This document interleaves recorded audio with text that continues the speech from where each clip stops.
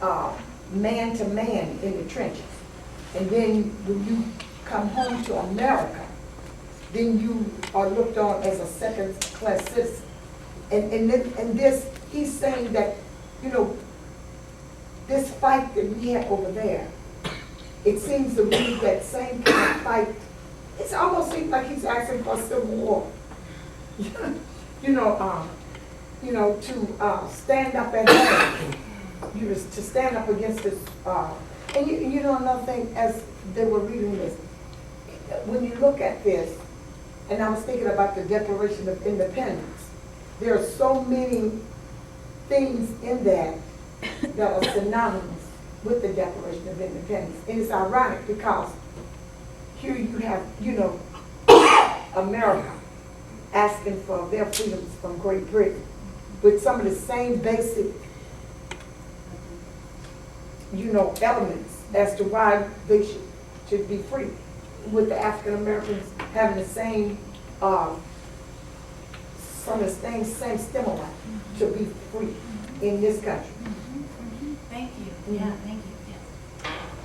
You could have your children to analyze that second one and then justify it by pulling up works of primary sources to explain maybe to a class as to whether or not what he's saying is true, like prove it. Yeah. Yes. That was actually a part of one of my lessons, the preamble to the Constitution. And one of the essential questions was, did the founding fathers of our country actually live up to the words and the values that they wrote when they wrote these documents? And quite obviously, when it comes to black folks, the answer is no. Obviously, I know that the values around democracy and freedom and all the stuff that she just got to talking about that they demanded for themselves didn't extend, to everybody who was a citizen of this country. Right, yeah, thank you, yeah.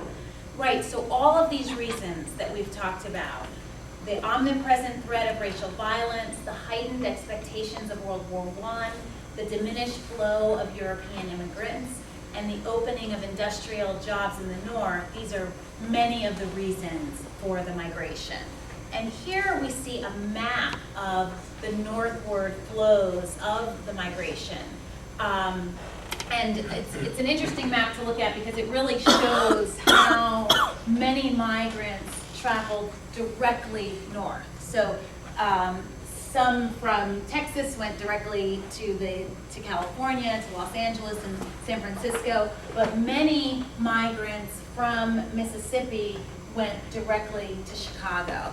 So often the migration was people left where they were and they went directly north to the city that was closest to them. So for these reasons, beginning in 1915 and slowing not until about 1970, migrants would cross into alien lands and they would learn new ways of speaking and new ways of carrying themselves. Places like New York, Detroit, Chicago, Los Angeles, Philadelphia were frightening and already crowded, just as smaller and equally foreign cities like Milwaukee, Oakland, New York, and Gary were. And here's an image of a colored waiting room in the Union Station Terminal in Jackson, Florida in 1921, filled with migrants heading north. So the migration would not end until the 1970s, when the South began to change, when the whites-only signs came down, when the all-white schools opened up, and when the Voting Rights Act of 1965 guaranteed the right to vote.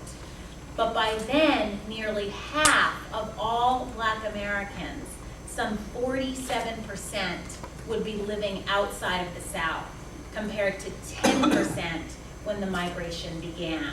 And let's just take a quick look at this explosion of population growth. In Detroit, the population grew from about 6,000 in 1910 to about 120,000 in 1930. In Chicago, we see a massive population explosion from 44,000 in 1910 to over 200,000 in 1930. And Los Angeles also had a massive increase from about 7,600 to almost 39,000. And one really interesting statistic that I recently read in Isabel Wilkerson's book about the Great Migration was that by the turn of the 21st century, blacks made up a third of Chicago's residents. More blacks now live in the city of Chicago than in the entire state of Mississippi. So that really gives you a sense of how powerful and how meaningful the migration was in terms of this demographic shift. And when, in the classroom, when you're talking about that Great Migration, you can basically ask your students, where, when you go to visit your relatives, where do you go? And many of them will take you directly to these cities.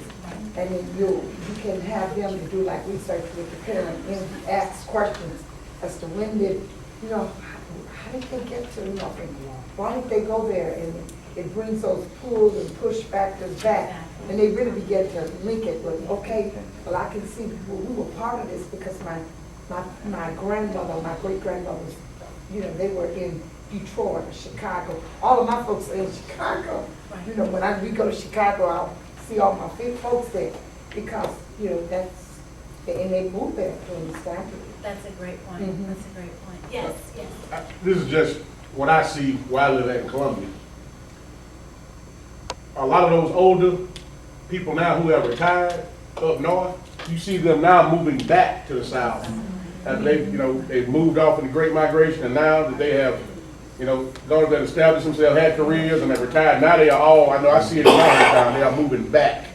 Right. A Home lot of now. them are coming home too. Coming because back to the it's a old lot home. cheaper Yeah. to live in the south. Yeah. And that's really something that starts to happen around the 1970s, that you see what's been called a kind of reverse migration. Right. Right, exactly. What is the actual population right now of Chicago? I guess that was my question. That's a great question. The population of Chicago? I have Google on the internet machine, I'll tell you, but my guess is 3.5 million. I was gonna say around 3 million. Yeah. Wow. Yes. There's, I teach world history and U.S. history, and they want us to overlap, just to get them prepared for next year for the U.S. And I was thinking you could do a really great lesson, since I'm going into the World War II, about the Jews' migration to Israel, comparing it to this migration going up north. Yeah. That's a great And point. bring it to them. That's a great point, and I'm actually going to make an analogy to that in just a minute. But yeah, that's a great point. That's a great point. So I also want to mention that the Great Migration also coincides with a period of increased Caribbean immigration as well.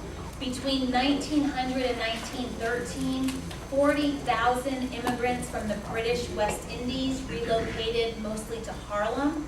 These migrants also underwent similar experiences in accommodating themselves to life in the U.S. But Caribbean immigrants were largely not peasants. Only 14% who arrived between 1901 and 1935 were classified as agricultural workers. A majority had spent some time in small towns or cities before immigrating to the U.S. Many of these men and women were part of a visibly educated elite, a kind of Caribbean talented tenth, who were often middle class or who were educated or skilled in a trade. Okay, so now that we've got a sense of the push and pull factors, let's consider how these men made the decision, these men and women made the decision to leave, and then we'll talk a little bit more about whether the North met their expectations.